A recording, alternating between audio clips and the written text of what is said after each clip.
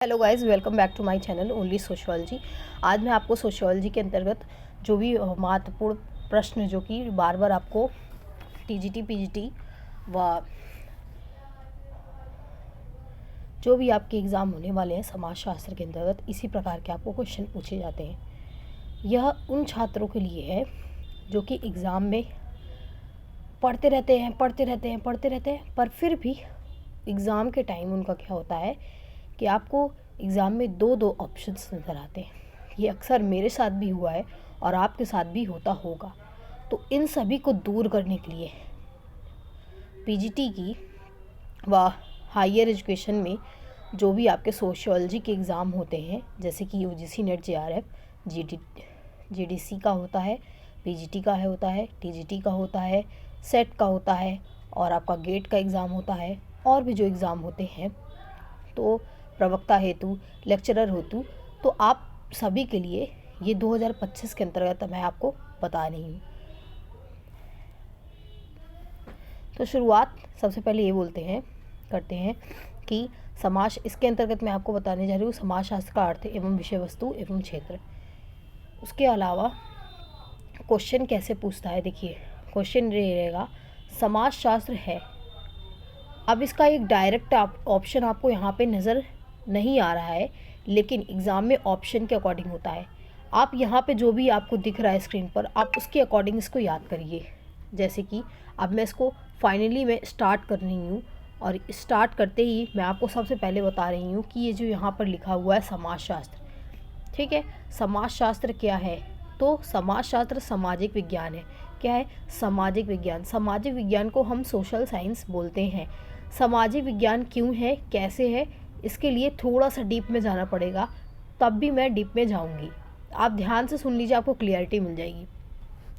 समाजशास्त्र जो है वो क्या करता है, समाज में रहने वाले सभी लोगों का अध्ययन करता है कि वो उनका एक दूसरे से क्या संबंध है, कैसे वो एक दूसरे से अपने विचारों, परंपराओं, रीति रिवाज को क्या कर रहे हैं, आदान प्रदान कर रहे हैं। तो ये सारे जो आपके रीति रिवाज और कल्चर्स, नॉर्म्स, वैल्यूज़ जो एक दूसरे से आपका बार बार क्या कर रहे हैं, कम्युनिकेट कर रहे हैं। और कहाँ पे कर रहे हैं हम लोग, तो ये समाज में कर रहे हैं। और समाज कहाँ है, तो हम अगर एक स्टडी के पॉइंट ऑफ व्यू से देखें तो समाजशास्त्र क्या है, सामाजिक विज्ञान है। क्या है ये? Social study. One liner question का आपका वन लाइन आंसर भी होता है, हमेशा ये याद रखिएगा। और इसका आंसर ये क्या है, सामाजिक विज्ञान है। याद हो गया होगा आपको। नेक्स्ट, अब ये कभी भी एग्ज़ाम में आपको आएगा तो आप इसको गलत नहीं करोगे। नेक्स्ट क्वेश्चन आपका, क्योंकि अक्सर देखा गया है कि जो पीजीटी का एग्ज़ाम होता है उसमें वन लाइन क्वेश्चन पूछते हैं और उसका वन लाइन आंसर आपको दो नज़र आता है। एक ये भी हो सकता है, एक ये भी हो सकता है, पर ये आपको एग्ज़ाम में नहीं करना है। आपको ये सब एग्ज़ाम में नहीं करना है। आपको बस यही करना है कि जो मैं आपको यहाँ बता रही हूँ, आपको एग्ज़ाम में भी एग्जैक्ट वही लगाना है। और इस बार पीजीटी, यूजीसी नेट जेआरएफ व जो भी एग्ज़ाम आपको देनी है, आप उसको क्वालिफाई कर लो जिसके अंतर्गत समाजशास्त्र आता है, ठीक है।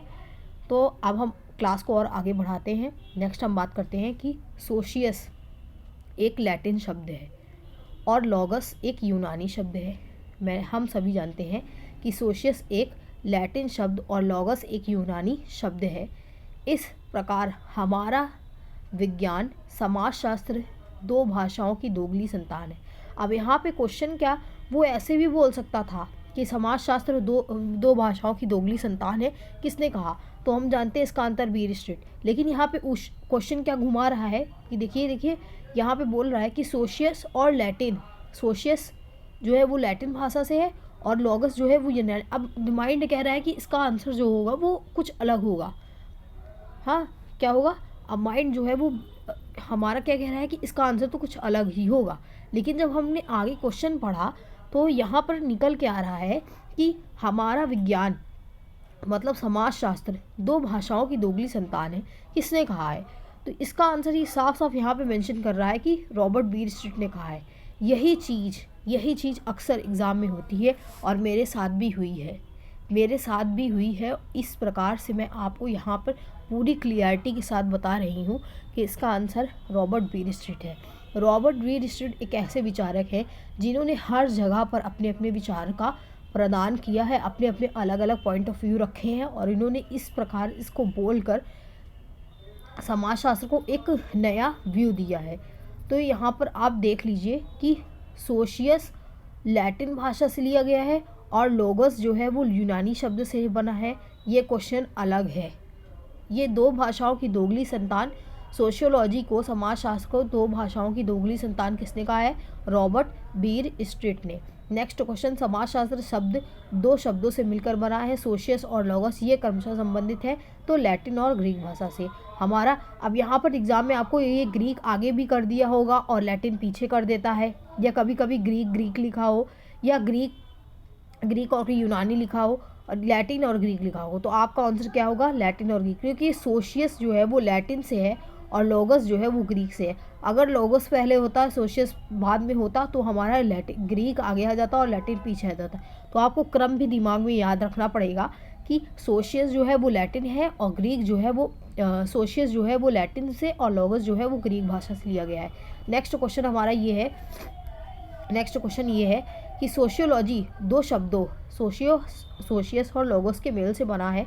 लोगस है तो लोगस किससे बना है? तो अब यहाँ पे लोगस मैंने तो पढ़ा ग्रीक से है, लेकिन ग्रीक को हम यूनानी भी बोलते हैं, तो आप इसको भी माइंड में याद कर लिए कि ग्रीक को यूनानी भी बोलते हैं और हमारा लोगस जो है वो ग्रीक और यूनानी दोनों भाषाओं से ही मिलकर बना है। तो मतलब कि ग्रीक को हम यूनानी बोलते हैं, यूनानी को ग्रीक बोलते हैं। तो आप इसको माइंड में एक सेट कर लीजिए। ये क्वेश्चन हम बहुत दिन से पढ़ रहे हैं, ज़्यादातर लगातार तो बच्चे इसको पढ़ते पढ़ते एकदम रट डालते हैं, लेकिन तब भी एग्ज़ाम में गलत हो जाता है। तो इस वीडियो को देखकर आपको पूरी क्लियरिटी मिल जाएगी कि आपको क्या करना है एग्ज़ाम में और कैसे करना है। नेक्स्ट हमारा यहाँ पे क्वेश्चन आता है कि समाजशास्त्र का शाब्दिक अर्थ है। तो समाजशास्त्र का शाब्दिक अर्थ है समाज का विज्ञान, समाजशास्त्र अध्ययन है समाज का, समाजशास्त्र अध्ययन है समाज का, समाजशास्त्र अध्ययन है समाज का। फिर इमाइल दुर्खीम, पिट्रिम ए सोरोकिन व एल.टी. हाउस तथा जॉर्ज स्मेले से समाजशास्त्र के स्वरूपात्मक संप्रदाय से जुड़े हैं। समाजशास्त्र के स्वरूपात्मक संप्रदाय, अब मैं यहाँ पर आपको एक शॉर्टकट बताने जा रही हूँ, ध्यान में रखिएगा। देखिए, स्वरूपात्मक संप्रदाय से संबंधित विचारकों को आप इस प्रकार याद कर सकते हो, सी में वीटा, सी में वीटा, सी में वीटा। स्वरूपात्मक संप्रदाय से संबंधित है सी में वीटा।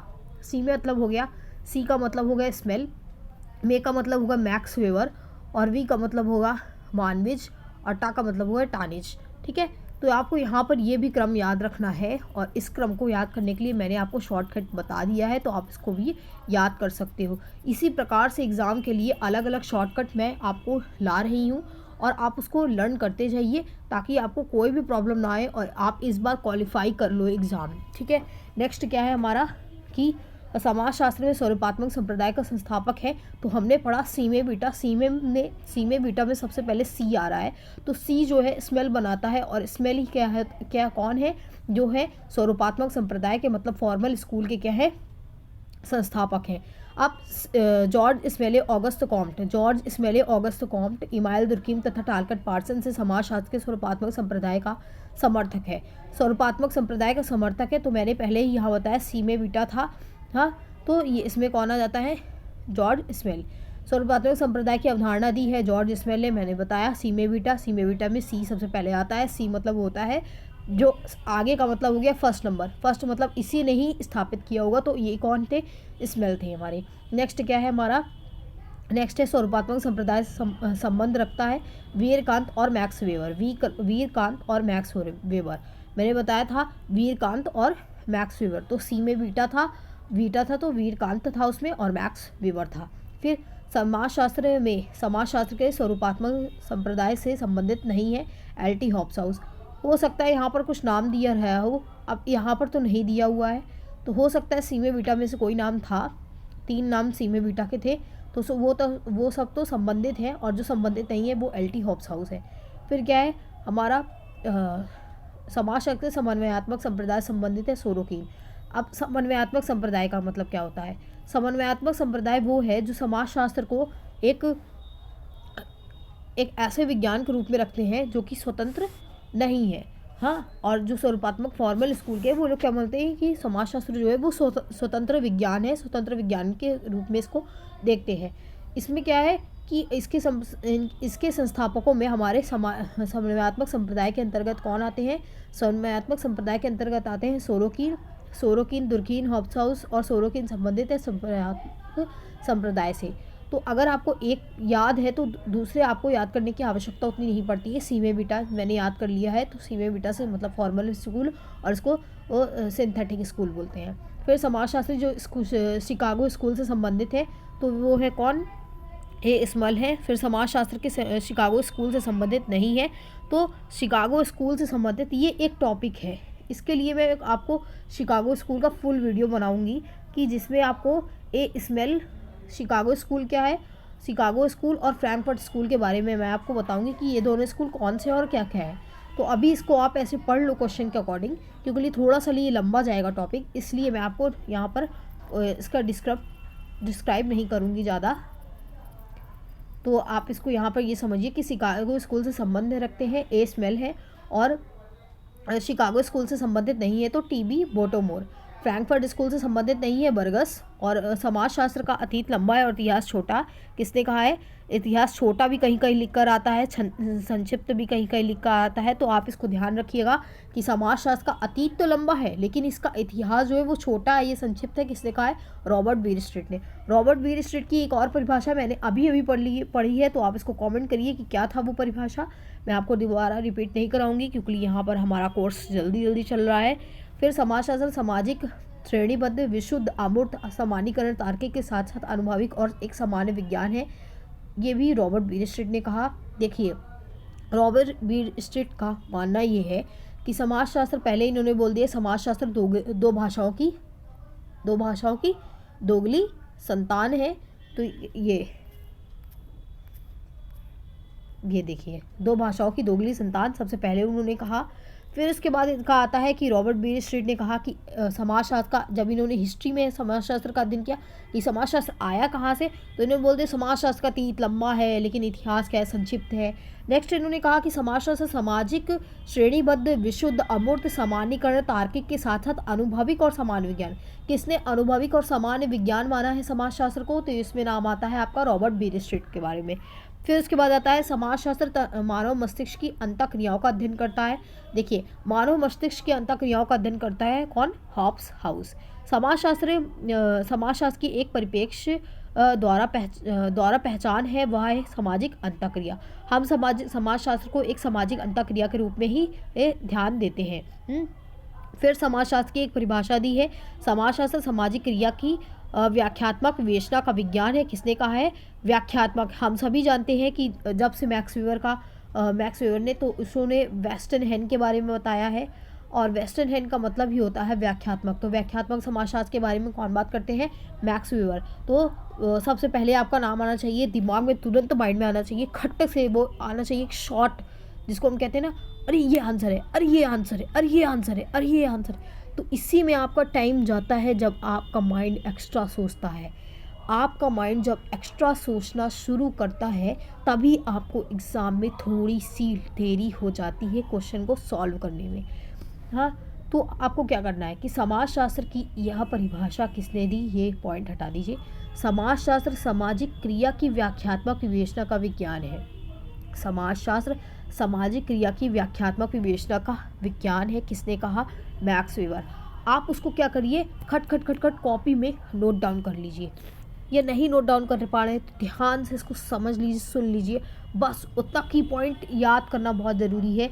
इसका की पॉइंट यही है कि ये है इसका की पॉइंट, और यहाँ पे एक और वर्ड है क्रिया। ठीक है, सामाजिक क्रिया की व्याख्यात्मक विवेचना का विज्ञान किसने माना है? मैक्स वेबर ने। मैक्स वेबर के बारे में हम बात करें तो इन्होंने बहुत से चीज़ों के बारे में बोला है। अगर हम बात करते हैं तो इन्होंने थ्यूरिंग जर्मनी में इनका जन्म हुआ था 1864 में। ठीक है, तो इसके बारे में, इसके बाद इनको मार्क्स का भूत कहा जाता है, मैक्स वेबर को। नेक्स्ट इनका पॉइंट है कि इन्होंने अपनी रचनाओं में हार्मेनेटिक्स के बारे में बात की, वेस्टर्न हैंड के बारे में बात की, और किसके तार्किक ये सब क्रियाओं के बारे में बात की इन्होंने, और अपने विचारों को प्रकट किया। नेक्स्ट इसके बाद हमारा क्या है कि इसके बाद हमारा आ जाता है यहाँ पे कि समाजशास्त्र को तो एक विशिष्ट विज्ञान के रूप में है मानसिक संबंधों के स्वरूप का अध्ययन करना चाहिए। ये किसने कहा है? वीरकांत का कहना है कि समाजशास्त्र को तो एक विशिष्ट विज्ञान के रूप में मानसिक संबंधों के स्वरूपों का अध्ययन करना चाहिए। विशिष्ट विज्ञान के रूप में मानसिक स्वरूपों का अध्ययन करना चाहिए। किसने कहा? वीरकांत ने। समाजशास्त्र मानव संबंधों के वैज्ञानिक शाखा के रूप में परिभाषित किया जाता है। परिभाषा किसने दी है? मानव संबंधों के वैज्ञानिक शाखा के रूप में क्यूबर ने दी है। समाजशास्त्र की विशेषता नहीं है, यह एक व्यवहारिक विज्ञान है। समाजशास्त्र व्यवहारिक विज्ञान नहीं है। समाजशास्त्र कला और विज्ञान है, समाजशास्त्र व्यवहारिक विज्ञान नहीं है। कथन सही है। समाजशास्त्र विशिष्ट दृष्टिकोण से सामाजिक समस्याओं का अध्ययन करता है। समाजशास्त्र विशिष्ट दृष्टिकोण से एक विशिष्ट पॉइंट ऑफ व्यू से क्या करता है? सामाजिक समस्याओं का अध्ययन करता है। जो भी सोशल प्रॉब्लम्स चल रहे हैं वो उनका अध्ययन करता है। हाँ, ये सही है। गलत क्या है? समाजशास्त्री नैतिक अधिमानों की अधिवक्ता करते हैं। गलत, ये गलत है। तो इसके बारे में हम फिर समाजशास्त्र की उपयोगिता है समाज विषयक वैज्ञानिक ज्ञान में अभिवृत्ति। ये क्वेश्चन थोड़ा सा आपको ट्रिकी लग रहा होगा, थोड़ा सा फंसाने वाला है कि समाजशास्त्र की उपयोगिता है समाज विषयक वैज्ञानिक ज्ञान में समाज के विषय में वैज्ञानिक ज्ञान को अभिवृत्त मतलब उनके अंदर जगाने की एक चेष्टा, उनके अंतर्गत लाना। तो इसके बारे में यहाँ पर बताया जा रहा है कि ये क्या करता है? अपने अंदर एक वैज्ञानिक ज्ञान में अभिवृद्धि करता है। समाज विषयक वैज्ञानिक ज्ञान में अभिवृद्धि करता है समाजशास्त्र। फिर एलेक्स इनक्लेस ने समाजशास्त्र का परिभाषित करने के लिए तीन आधार बताए या 3 पथ बताए। तो ये 3 पथ कौन से हैं? ऐतिहासिक है, जिसको हम हिस्टोरिकल बोलते हैं, अनुभवाश्रित है, और विश्लेषणात्मक है। ये 3 स्तर बहुत ही इंपॉर्टेंट है। सबसे पहले आपका ऐतिहासिक आता है, फिर अनुभव शास्त्रीय आता है, फिर उसके बाद विश्लेषणात्मक आता है। अनुभव आश्रित में क्या है? जो भी आपके अनुभव के बारे में बताते हैं उनके बारे में। फिर विश्लेषण जिन्होंने इसको आपको क्या कर दिया है? उसको एक्सप्लेन कर दिया है, उसको व्याख्या कर दी है, उसके बारे में। फिर समाजशास्त्र का उद्देश्य सामाजिक तथ्यों को वस्तु के रूप में मानना है। समाजशास्त्र का उद्देश्य सामाजिक तथ्यों को वस्तु के रूप में मानना है। किसने कहा है? दुर्खीम ने। क्यों कहा है? देखिए यहाँ पर एक की पॉइंट आ रहा है, सामाजिक तथ्यों को वस्तु के रूप में। सामाजिक तथ्यों का प्रयोग किसने किया है? दुर्खीम ने किया है। फिर समाजशास्त्र सामाजिक तथ्यों का अध्ययन है। समाजशास्त्र सामाजिक तथ्यों का अध्ययन है, किसने कहा है? दुर्खीम ने। फिर समाजशास्त्री दृष्टिकोण प्राथमिक रूप से करने की चेष्टा से संबंधित है। सामाजिक व्यवस्था को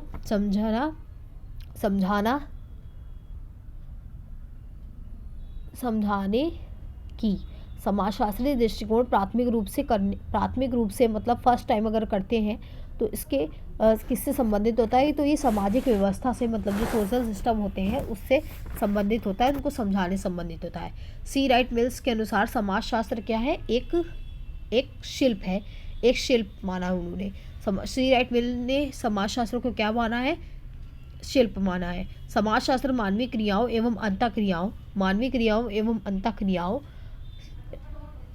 उनकी समस्याओं एवं परिणामों का अध्ययन किसने कहा है? एम जिन्सबर्ग ने कहा है। व्यापक अर्थों में समाजशास्त्र मानवीय अंतःक्रियाओं, उनकी अवस्थाओं और एवं परिणामों का अध्ययन है, एम जिन्सबर्ग ने कहा है। फिर समाजशास्त्र न केवल एक विज्ञान होने जा रहा है अपितु पहले से ही किंतु उल्लेखित समाज सीमा के अंतर्गत है, तो पिट्रिम ए सोरोकिन ने कहा है।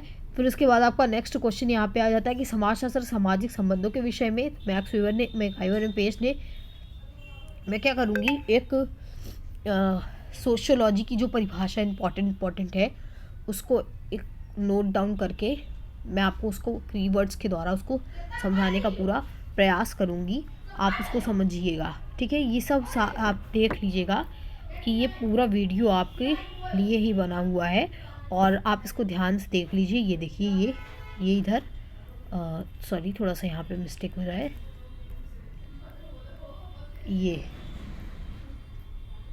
ये पूरा वीडियो मैं इसको शॉर्ट करके आपको बनाऊंगी। थोड़ा सा यहाँ पे ये लेंदी जा रहा है ना, तो इसलिए।